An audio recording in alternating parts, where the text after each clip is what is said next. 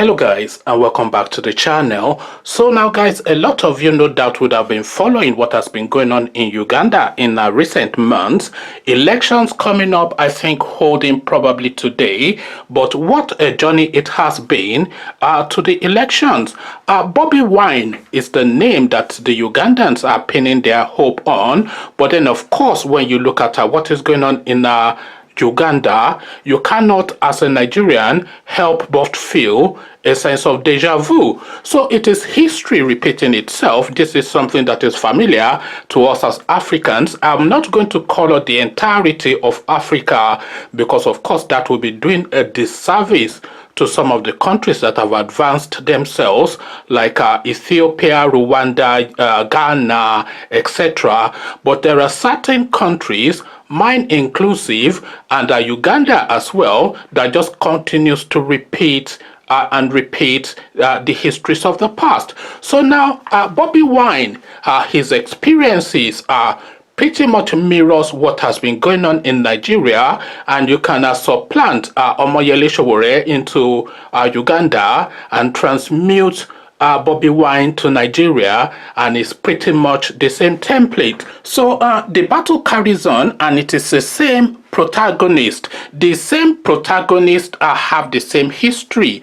The president of Uganda, Museveni, he has the same history as the president of Nigeria, Buhari. So now Museveni, as a lot of you may know, has been in the rulership of that country, Uganda, since pretty much the mid-60s, pretty much mirroring how Buhari has been in the rulership of Nigeria since pretty much the mid-60s. So now Museveni, he was the lead for the National Salvation Army that toppled the Idi Amin regime to bring back Milton Obote then. You will recall that, and that was around about 1966, and Buhari was an adjunct of the 1st Division under a Colonel, Lieutenant Colonel Mohammed Shawa. That was during the Civil War. So already they had this frontal element within their individual geographical space. I'm talking Buhari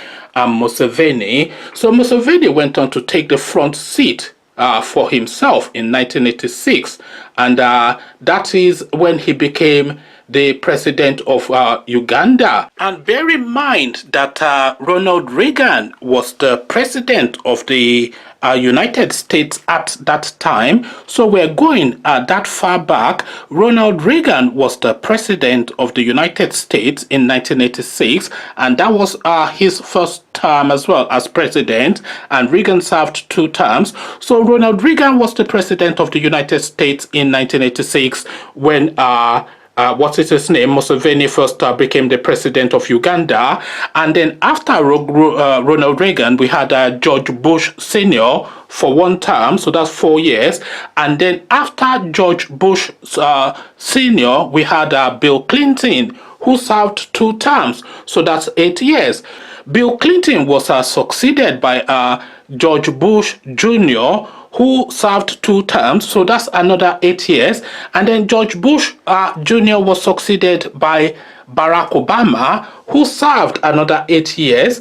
And then Barack Obama, of course, was succeeded by Donald Trump, who served 1 term. And in all of that period that the United States had gone through 1, 2, 3, 4, 5 presidents, Museveni has been unbroken as the president of that country all the way through. So this is what we're contending with, and this is the guy now that is fighting tooth and nail still with Bobi Wine to carry on in perpetuity. President for life, of course, is nothing alien to the African space, and here we have it again being demonstrated in full glare in 2021.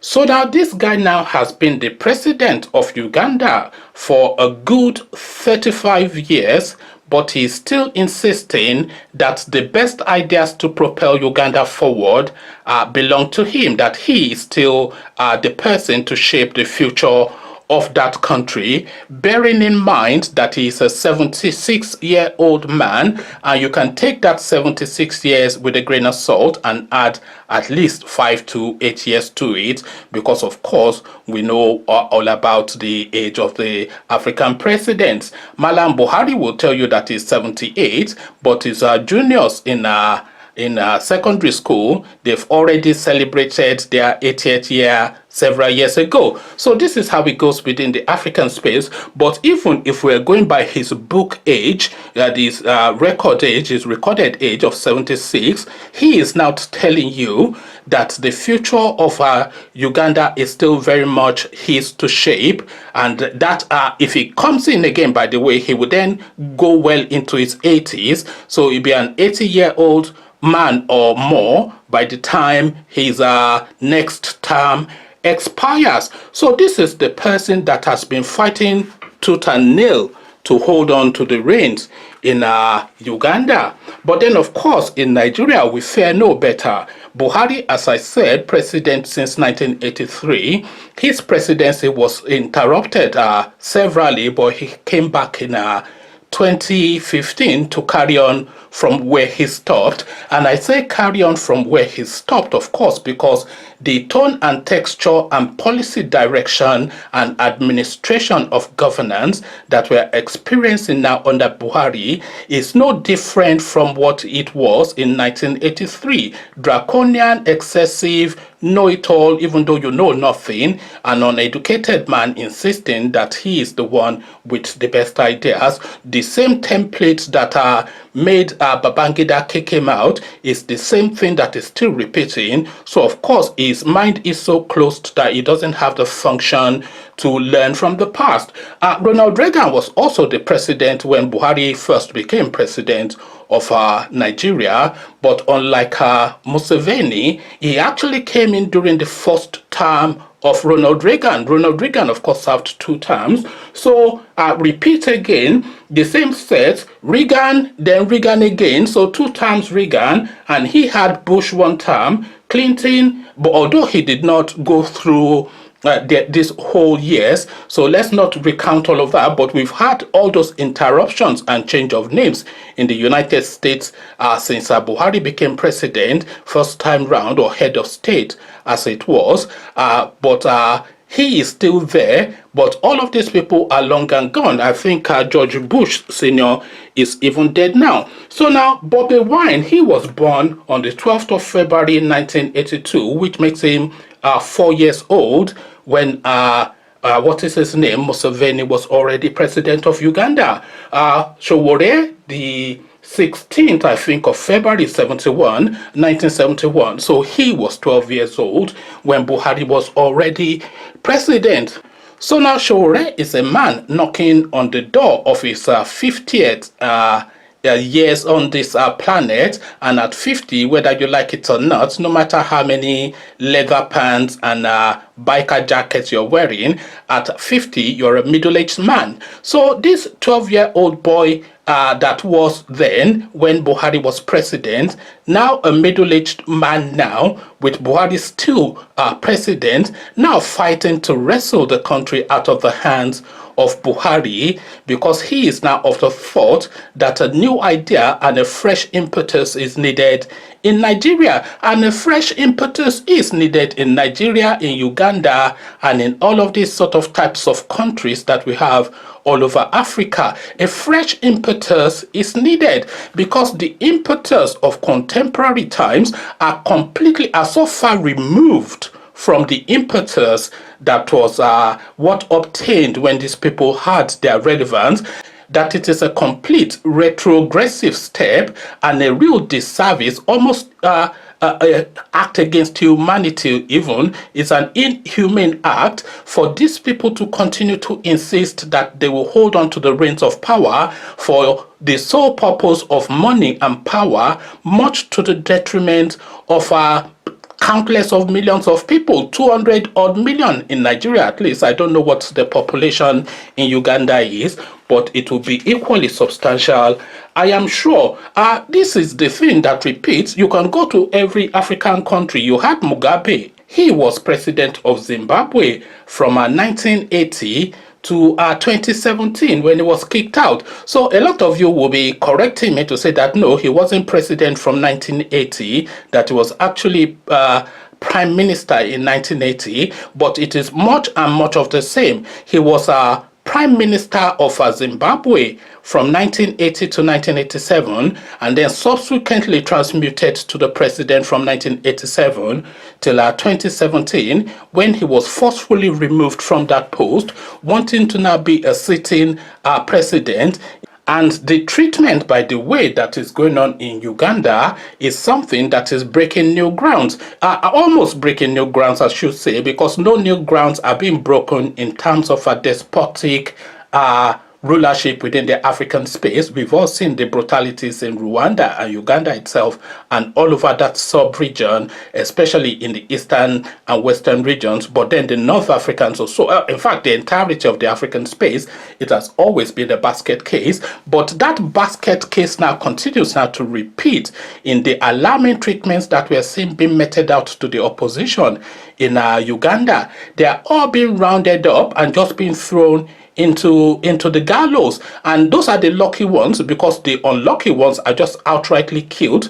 Mass killing and mass incarceration is what is going on in Uganda as we speak now. And one of the most shocking ones, I won't say one of the most shocking ones, because the people that are being massacred are the most shocking ones, but one of the most shocking ones that I saw, and this was actually videoed, was the wife of this now opposition guy, Bobi Wine. His wife was picked up and then forcefully dragged through a park in front of her very young son. She was then tortured and stripped for the crime of being the wife of an opposition person. She was beaten, publicly beaten and stripped for the crime of being the wife of an opposition person. So imagine that. Imagine, for instance, during the throes of 2014-2015 presidential elections, when the campaign was in its full throes, Goodluck Jonathan then suddenly sending agents to go and pick up Aisha Buhari